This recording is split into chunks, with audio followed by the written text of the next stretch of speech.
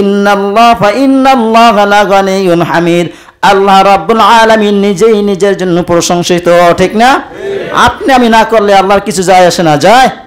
এমন কিছু লোক আছে না বলে যে দূর বেটা বাদ দে, ও সমস্ত লোক না হইলে আমার কিছু যায় আসে না, বলে না ভাই? বলে আমার মনে শুনিও নি কথা। আল্লাহ তাআলা যিনি আসমান জমিন সমস্ত মাখলুক সৃষ্টি করেছেন, সেই রবের যদি প্রশংসা না করি আমাদের কিছু যায় আসে? আল্লাহর কি যায় আসে? আমাদের যায় আসে। আল্লাহ তাআলা প্রশংসা না করলে আমাদের ক্ষতি, ঠিক না?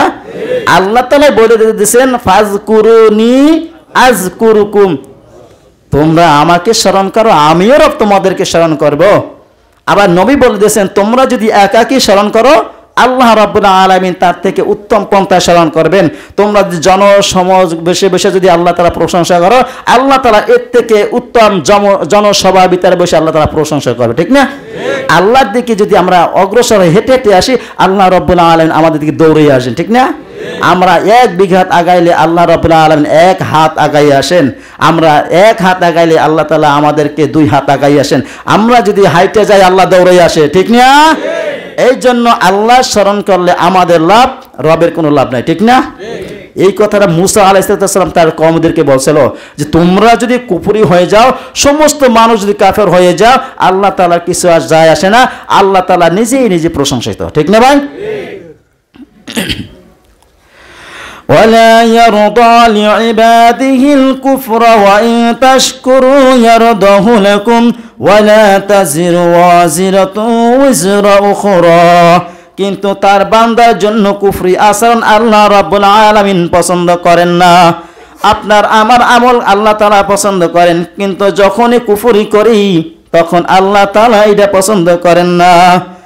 আর তোমরা যদি কৃতজ্ঞতা প্রকাশ করো, আল্লাহ রাব্বুল আলামিন তোমাদের জন্য তা পছন্দ করবেন, আর কেহই অপর কারো বোঝা বহন করবে না। করবে? আপনি পাপ কাজ করছেন, এইটার বোঝা আর কেউ বহন করবে না, করবে? এই জন্য আল্লাহ তাআলা বলেন একের পাপের বোঝা আরেকজনে বহন করবে না। এখন আপনি যদি দুনিয়ায় বসে ভালো কিছু করে যান, এইটা কি করে গেছেন এইটার ফল আপনি পেতে থাকবেন। আবার ঠিক আছে যদি কোনো একটা কিছু চালু করে দিয়ে যান যেইটা থেকে পাপ হয়, সেইটা যদি চালু করে যান, সেই পাপের একটা অংশ আপনার আমলনামা কিয়ামত পর্যন্ত জারি থাকবে। ভালোটা নিতে পারবেন, খারাপটা নিতে পারবেন না। আপনি একটা রাস্তাঘাটে একটা পোল করে দিয়ে যান, একটা শাঁখো বানাই দেন, একটা রাস্তার গর্ত হয়ে গেছে আপনার বাড়ির সামনে, এটা ভালো করে দেন, পথচারীরা ভালো করে হাঁটবে, আপনার জন্য দোয়া আসবে, ঠিক না? আপনি রাস্তা থেকে হেঁটে যাচ্ছেন, একটা ফল খাচ্ছেন, বিচিটা রাস্তার পাশে ফালাই রাখেন, ওইটা যদি গাছ হয় ফল হবে, মানুষে খাবে, পাখিতেও খাবে, ঠিক না? নিয়ত করতে হবে গাছটা লাগাইলাম, ফল আমিও খাবো, পশু পাখিতেও খাবে, পথচারীরাও খাবে, সদকা জারিয়া। আর যদি বলেন যে না লাগাইছি আমি, বেটা খাবে কেন, আমি খাবো, তার এটা সদকা জারিয়া হলো না, ঠিক না? এই জন্য আল্লাহ তাআলা আমাদেরকে কত রকমের সুযোগ দিয়েছেন, বান্দা অন্যায় কাজ করিস না, অন্যায় কাজ করেছো আমার কাছে ক্ষমা চা। সারাদিন পাপ কাছে লিপ্ত ছিল, আমি রব, রাত্রিবেলা তুই বুঝতে পেরেছো, রাত্রিবেলা আমার কাছে ক্ষমা চা, আমি ক্ষমা করে দেবো, ঠিক না?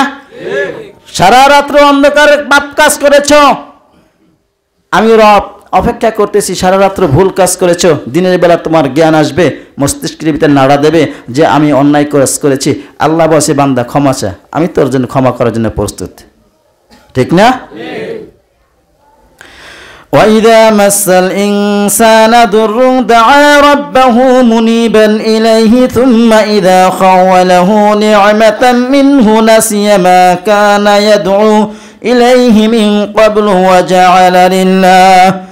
আল্লাহ রাব্বুল আলামিন বলেন মানুষের উপর যখন কোনো বিপদ আসে সে তার রবের দিকে ফিরে যায়, যখন কোনো বিপদ আসে তখন তার রবের দিকে ফিরে যায় এবং তাকে ডাকে, কিন্তু যখন তার রব তাকে নিয়ামত দান করেন সে ইতিপূর্বে যে রবকে ডাকছিল সেই রবকে ভুলে যায়, ঠিক না? যখন কোনো লঞ্চ স্টিমারে যখন যাবেন, ওখানে বিভিন্ন জাতির লোক থাকে না? যখন তুফান শুরু হয়, লঞ্চ টিকানো সম্ভব নয়, ওখানে যারা মুসলমান আছেন, যারা ইহুদি আছেন, নাসারা আছেন, অমুসলিমরা সবাই কিন্তু এক বাক্যে লা ইলাহা ইল্লাল্লাহ, লা ইলাহা ইল্লাল্লাহ, আল্লাহ তুমি ছাড়া কোনো ইলাহ নাই, সমস্ত সবাই এক বাক্যে ডাকে, আল্লাহকে ডাকে। কাকে ডাকে? ওখানে ও সময় কিন্তু ভগবান বলে না,